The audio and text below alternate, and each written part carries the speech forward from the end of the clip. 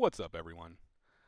I'm an MTG theory crafter, and today we're going to start a series to look at how I came up with an equation that defines tempo.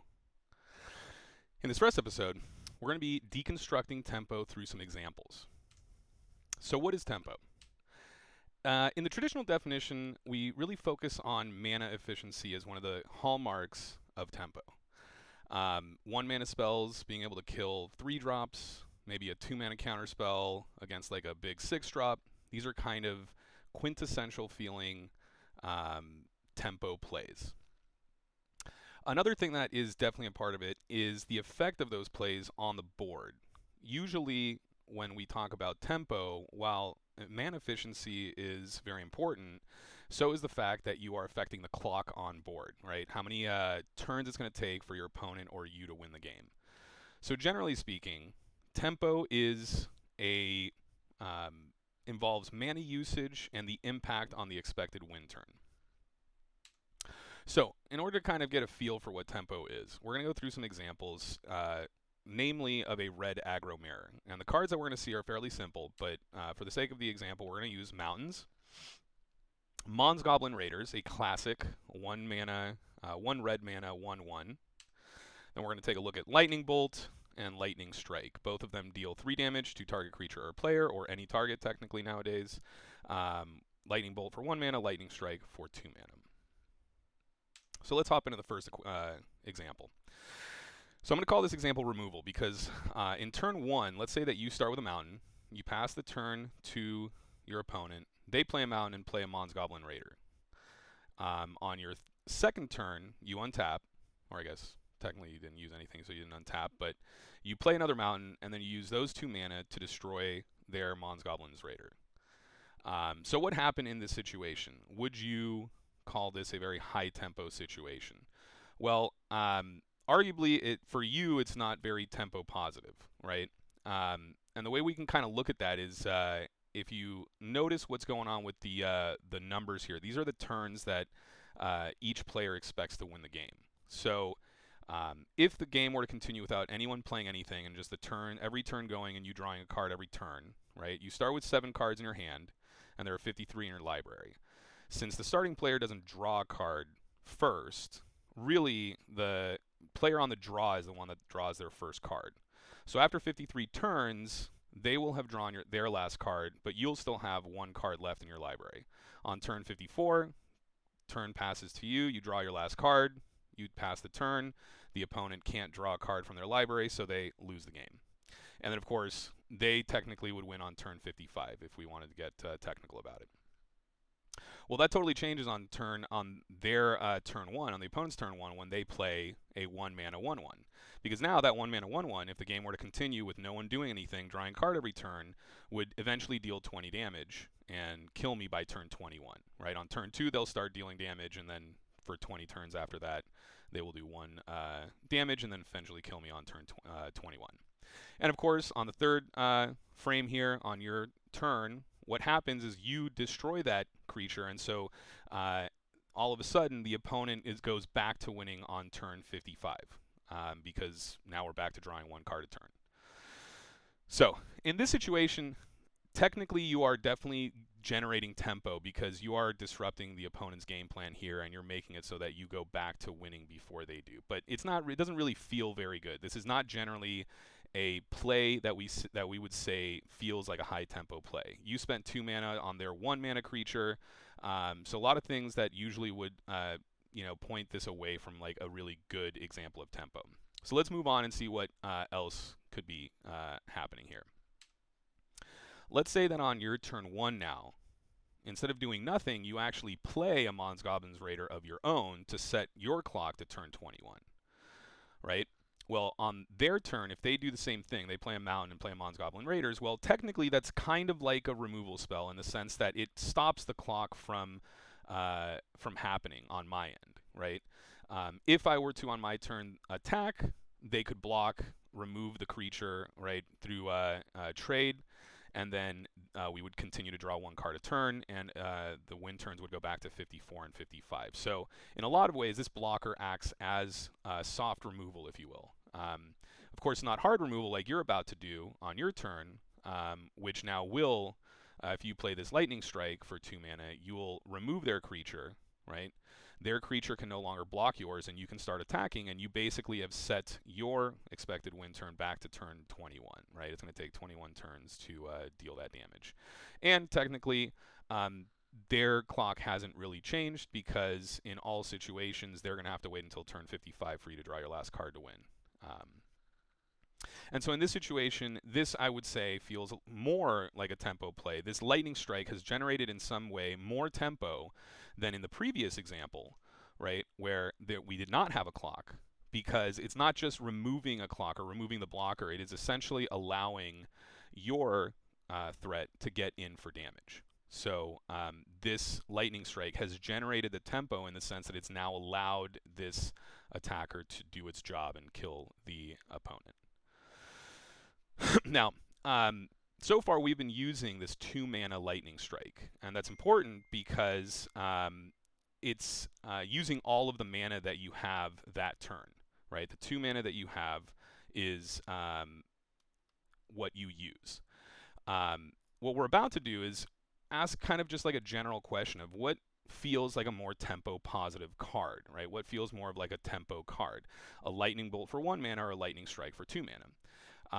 Given no other context, it seems that Lightning Bolt would be the better card, the more tempo positive card, because it only costs 1 mana. But one of the things we'll see with tempo is that technically the amount of mana doesn't matter unless you are able to use the mana you saved on something else. So what does that mean? If we go to our next example, we can kind of take a look at it again, but I'm just going to tell you that it's the exact same situation as before, where we play something on turn 1, they play something on turn 1, and then on our turn, we're going to use Lightning Bolt instead of Lightning Strike to kill their Mons Goblin Raider. Well, it turns out that because the effect is removing the same blocker, and we haven't done anything else with our turn, the amount that it's affecting the game is essentially the same as with Lightning Strike. The fact that we have used 1 mana versus the 2 mana for Lightning Strike doesn't actually materially change what's happening on this board state. So really, the tempo in this situation that's generated is the same, and we see that mana efficiency in terms of the raw card mana efficiency, the card's mana cost, is not really that important because nothing else is happening, right? So why is Lightning Bolt feel like a more tempo positive card? Well, because of what it can enable, right? So in our last example here, we have the same situation, right? We play a turn 1 Raider, they play a turn 1 Raider. Then on our turn, we're going to Lightning Bolt that Raider to do the same kind of thing, right? We clear up a blocker. But now we're going to play another Mons Goblin Raider of our own, right? In this situation, that second Mons Goblin Raider will effectively change the win turn from turn 21 to turn 12. You'll be able to deal 1 damage this turn and 2 damage every subsequent turn to finish the game by turn 12. And so this Lightning Bolt has generated or is more tempo positive, not because of its own cost, but because its cost allows you to then play another 1-drop and further affect your expected win turn. And unsurprisingly, this feels like the most tempo positive play out of all the examples we've seen. So what did we learn here? Well, the first thing is that at its core, tempo is about how much you are affecting the turn at which you or your opponents win the game. The difference between the first example of just removal and the second example where you had a threat and then you removed the opponent's creature is precisely the fact that your threat affects your own expected win turn and the removal affects your opponent's. Removal by itself is still tempo positive, but it doesn't feel that way because it's really just bringing the expected win turns back to equilibrium. It's not really doing anything to your win turn. The second thing we learn is that mana efficiency really only matters if you can take advantage of that extra mana. When you don't follow up the removal with another creature or another threat, it doesn't really matter how much mana you spent on that removal. You need to account for this by making mana efficiency not just the cost of the effect itself, but you have to compare that cost to the rest of the mana that you've spent in that turn. This is a term that I I'm gonna use this term to describe this throughout the series. It's called mana usage efficiency. So it's not just the mana efficiency, but it's the mana usage efficiency. How much mana you spent in relation to all of the mana that you have used on the turn in question. So what are the implications for an equation? Well, tempo essentially can be defined as a ratio of the change in your and your opponent's expected win turns per the mana's usage efficiency of an effect or effects.